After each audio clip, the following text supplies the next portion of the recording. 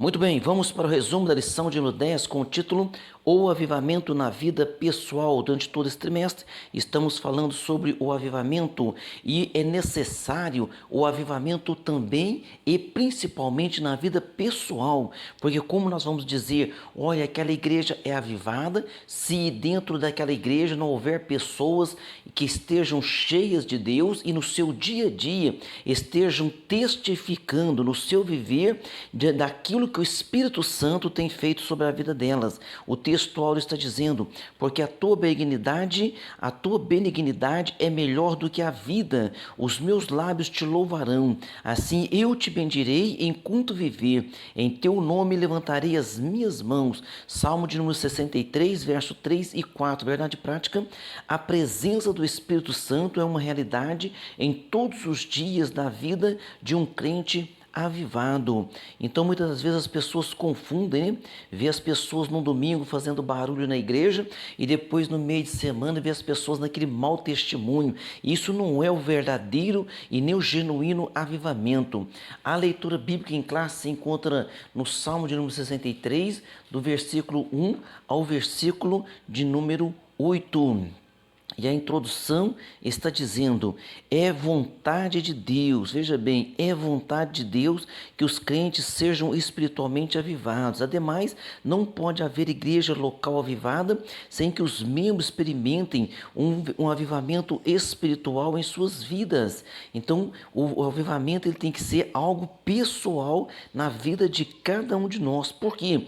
Porque aí nós teremos então o nosso testemunho no cotidiano da vida, que inclui o casamento, a vida familiar, a escola, faculdade, o trabalho, os negócios, enfim, em toda a nossa área de atividade, principalmente na proclamação do Evangelho. Então, se alguém está avivado, se alguém está cheio, né, do Espírito Santo, então no seu dia a dia, a sua conduta tem que condizer desta maneira e não apenas em um domingo ou em uma festividade, a pessoa faz ali aquele barulho, faz ali, né? Vamos supor, se alegra ali, porque eu já falei isso em algumas aulas. Muitas vezes as pessoas confundem a alegria do Espírito Santo com ser cheio do Espírito Santo. Então, está ali um culto alegre, a pessoa está naquela alegria do Espírito Santo, mas no decorrer da semana já não dá aquele testemunho de crente, né? Aí nós vamos entrar depois numa área que é o fruto do Espírito.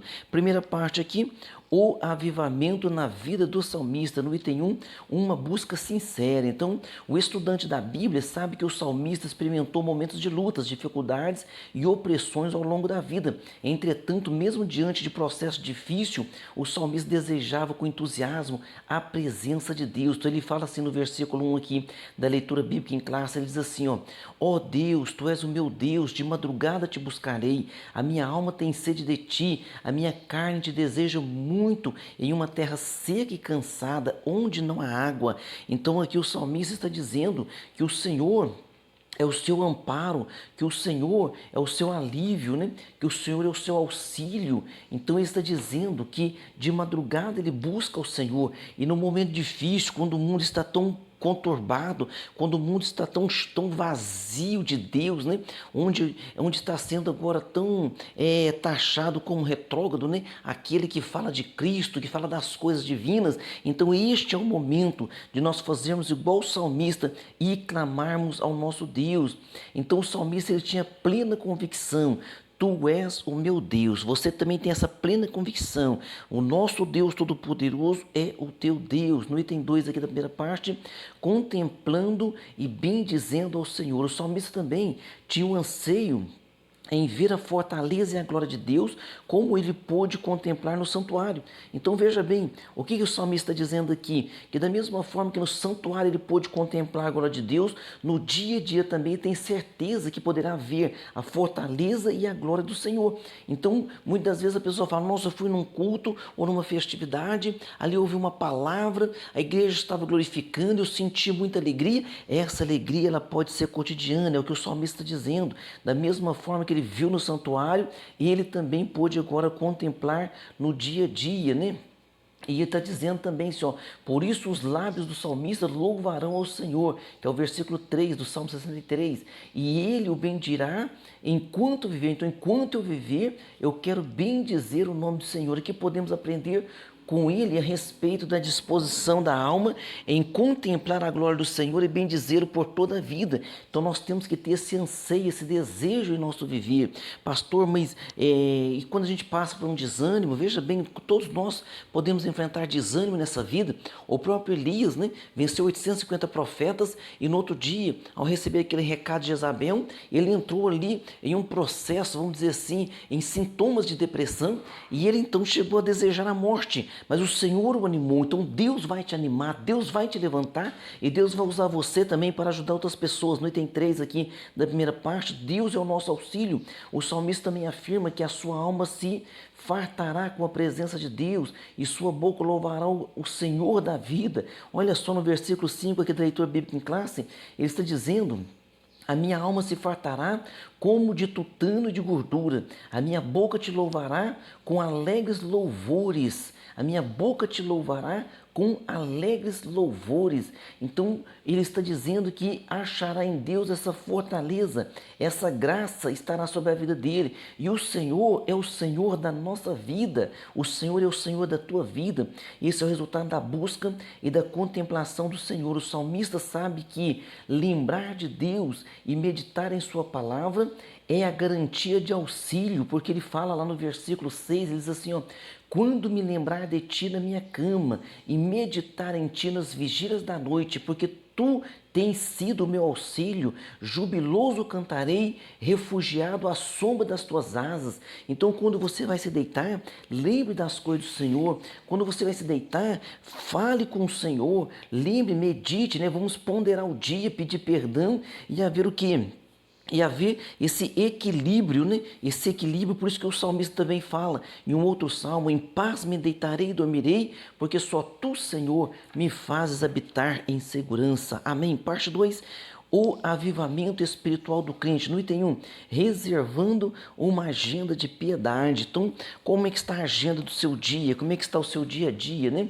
À luz do que aprendemos com o salmista, percebemos que há elementos imprescindíveis para a vida do crente. Então, há elementos imprescindíveis para a vida do crente. Da mesma forma, quando você, no seu dia a dia, você tem um horário para tomar café, você tem um horário para almoçar, para jantar, para que você mantenha o seu corpo, também nós devemos manter a nossa vida espiritual. Tem que haver um equilíbrio.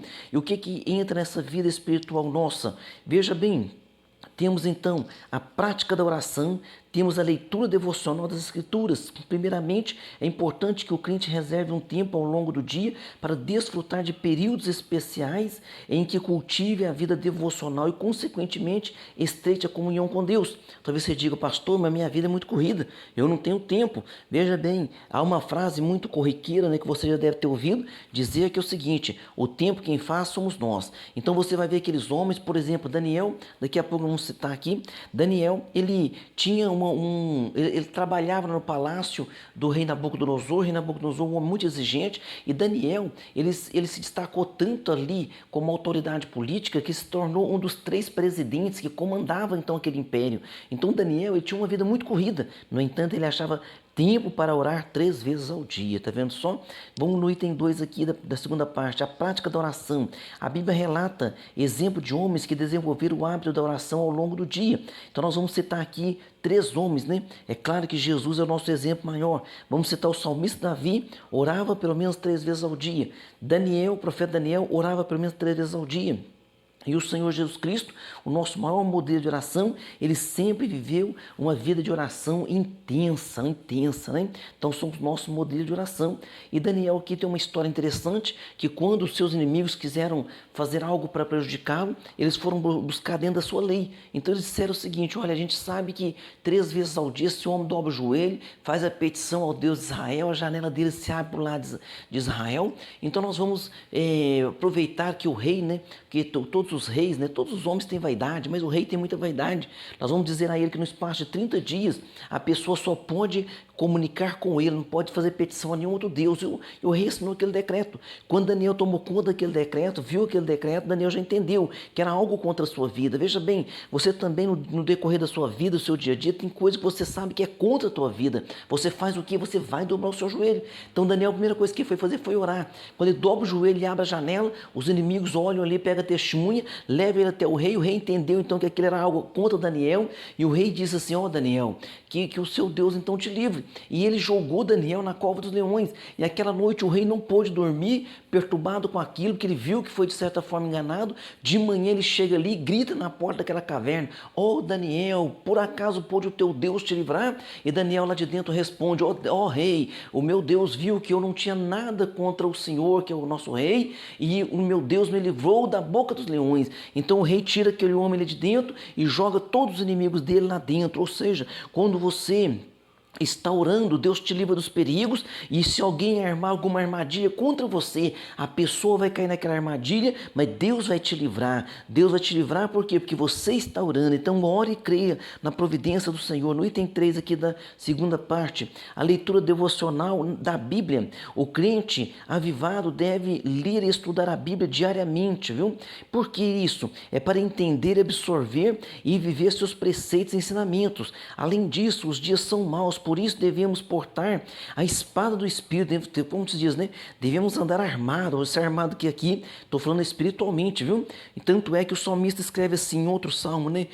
Escondi a tua palavra no meu coração para não pecar contra ti. Então, quando a Bíblia deve ser lida e estudada, levando-se em conta alguns aspectos. Vamos lá. Primeiro, ela nos permite meditar nas coisas de Deus. Segundo, ela previne o nosso coração de pecar. Terceiro, ela nos consola. Quarto, ela nos dirige à vida. Quinto, ela ordena a vida pessoal. Então a Bíblia ela tem benefícios que são assim inumeráveis. Se você começar a ler, são inumeráveis. Então a Bíblia, ela é perfeita, ela é maravilhosa, ela é um alimento para a alma. A Bíblia, ela é um guia, a Bíblia, ela é o nosso norte, a nossa bússola. Então leia a Bíblia com devoção, leia a Bíblia com entusiasmo, leia a Bíblia sabendo que o autor dela está ao seu lado para te orientar. Parte 3 e última, a vida pessoal e familiar do crente avivado. No item 1, a vida pessoal.